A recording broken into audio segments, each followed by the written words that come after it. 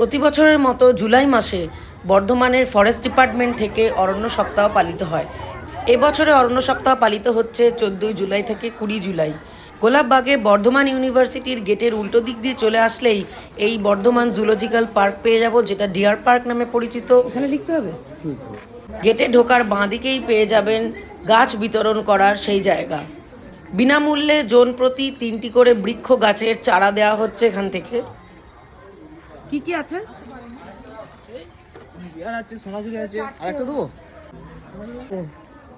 এখানে তো ফরেস্টের বৃক্ষ জাতীয় আছে। হ্যাঁ বলুন, কি কি আছে?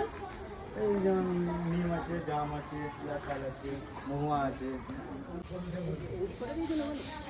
হ্যাঁ, আমি নাম এন্ট্রি করেছি, স্কুলের প্যাডে কিছু নিয়ে আসেনি। তো এটা কি? এটা মহুয়া। মহুয়া দিন একটা। ওটা কি? এটা হচ্ছে আপনার কুসুম, হ্যাঁ, কুসুম গাছ, আয়ুর্বেদিক হিসাবে। আচ্ছা, কুসুম গাছ।